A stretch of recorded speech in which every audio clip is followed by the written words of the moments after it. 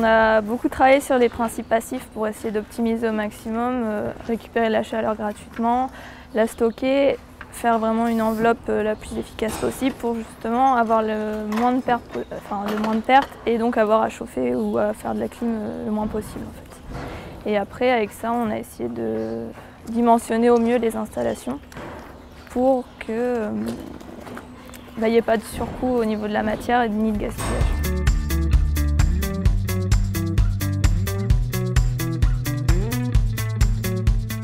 On a réussi à trouver des partenaires qui ont voulu jouer le jeu dès le début, dès qu'ils ont vu l'ampleur du projet, dès qu'ils ont vu la motivation des élèves et dès qu'ils ont vu les thématiques qu'on aborde.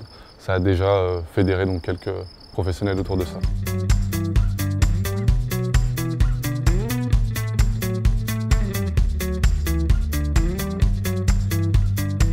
Je pense qu'on apprend beaucoup mieux comme ça. Là, on est vraiment sur le terrain. On met vraiment la main à la pâte. Et surtout, on ne peut pas tricher. Le prototype se construit réellement. Tous les calculs doivent être vérifiés. Donc c'est un fonctionnement en mode projet qui, je pense, est vraiment extrêmement intéressant.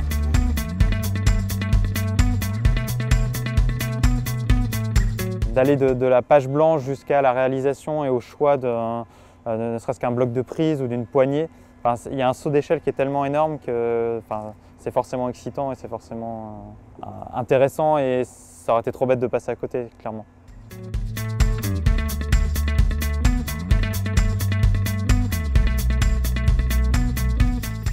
C'était la vraie vie, c'était des problèmes qu'on rencontre tous les jours dans les entreprises, les fournisseurs qui ne livrent pas à l'heure, des galères au niveau du chantier, des choses qu'on n'a pas prévues. Je pense que vraiment, et puis travailler avec des personnes, avec des gens différents, qui ont des expériences différentes, qui ont une manière de voir les choses différentes, je pense que ça aussi c'est très professionnalisant.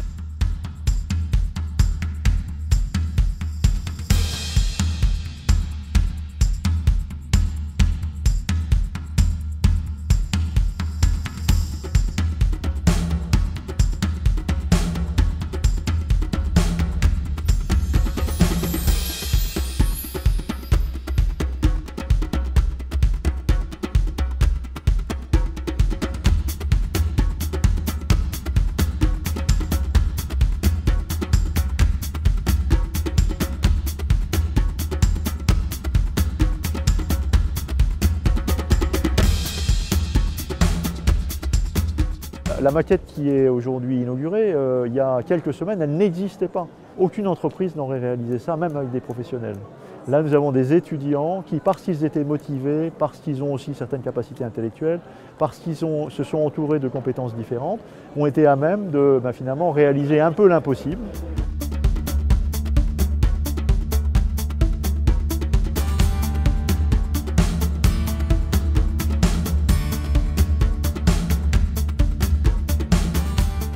Ce qui est certain, c'est que ce concours Solar Décathlon nous interroge beaucoup sur nos pratiques pédagogiques.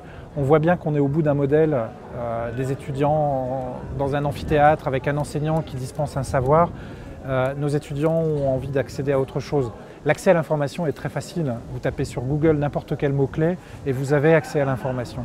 Là, on se rend bien compte que le passage à l'acte, le savoir-faire est extrêmement important.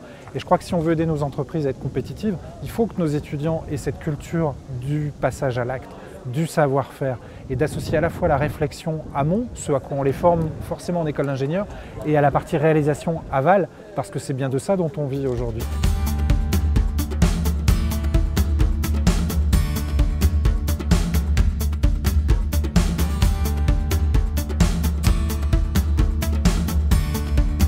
Je crois qu'à 3, c'est une manière de reconsidérer les partitions de ceux qui fabriquent la ville aujourd'hui. Et je pense qu'à travers cet objet, notre alliance aura une efficacité et puis un apport social, politique, économique, technique, je crois, tout à fait inédit et jamais organisé, en tous les cas au niveau d'un enseignement supérieur basé sur ces objectifs très précis.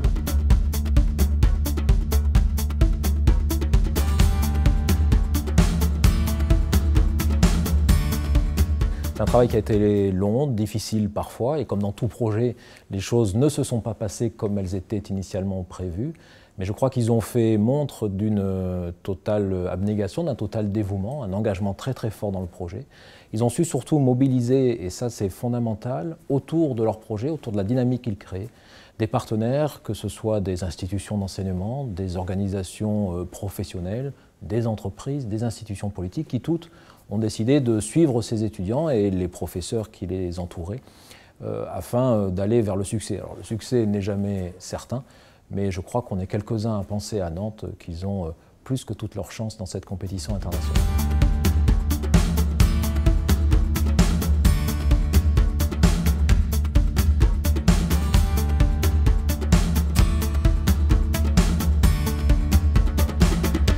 Nos jeunes générations montrent l'exemple de ce qu'il faut faire ensemble sur nos chantiers, travailler en mode collaboratif comme ils ont su le faire, utiliser beaucoup le numérique, beaucoup l'échange d'informations par le virtuel pour finalement arriver au concret qui est la construction et bientôt le transport à Versailles dans 3 semaines et demie.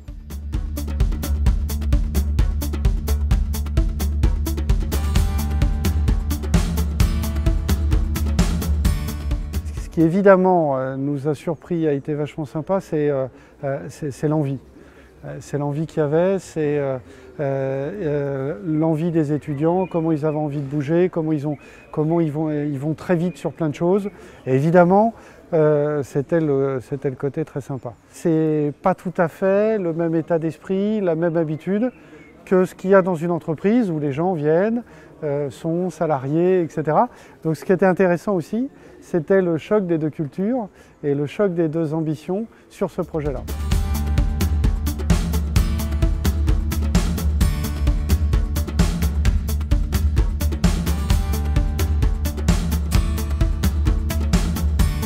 Les projets collaboratifs sont vraiment aujourd'hui une mode. C'est à la fois une mode et un super vecteur entre les universités et les entreprises. Cet accompagnement est important pour pouvoir booster et dynamiser l'innovation dans notre région.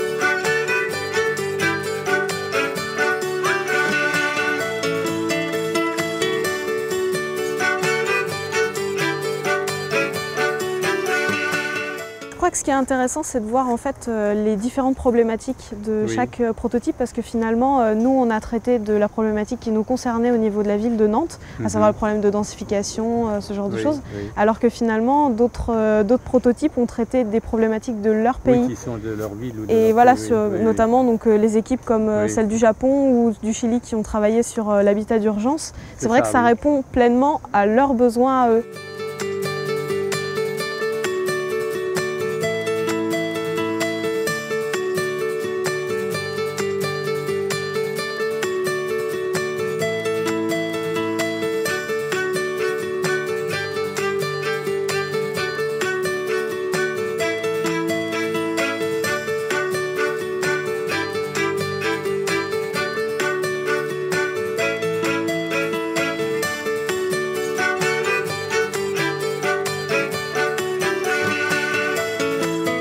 Ce qu'on propose de faire, c'est de venir révéler cette structure en béton armé qui en plus est classée au patrimoine nantais en fait.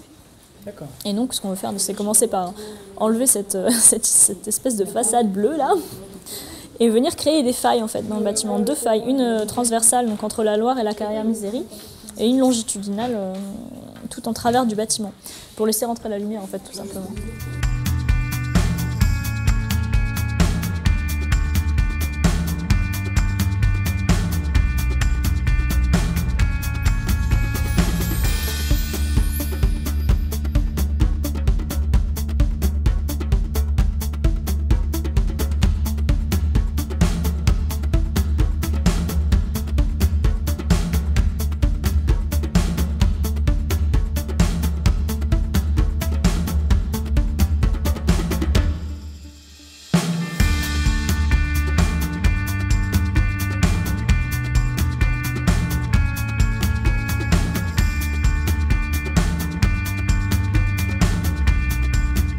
It's so inspiring what you do. Each competition is just amazing. And so congratulations on all the hard work and the wonderful, wonderful houses that you designed and built. Thank you. Oh, congratulations.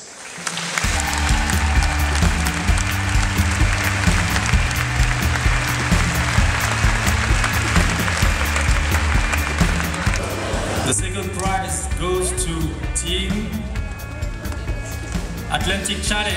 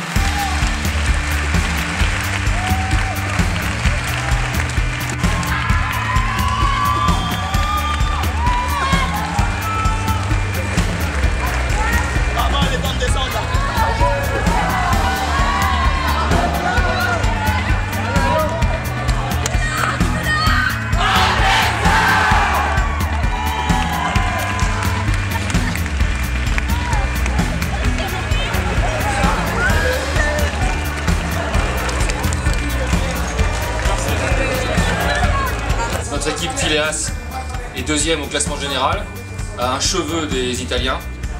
Donc c'est vraiment une grande satisfaction et on espère constituer à nouveau une équipe dans 2 ans, en 2016.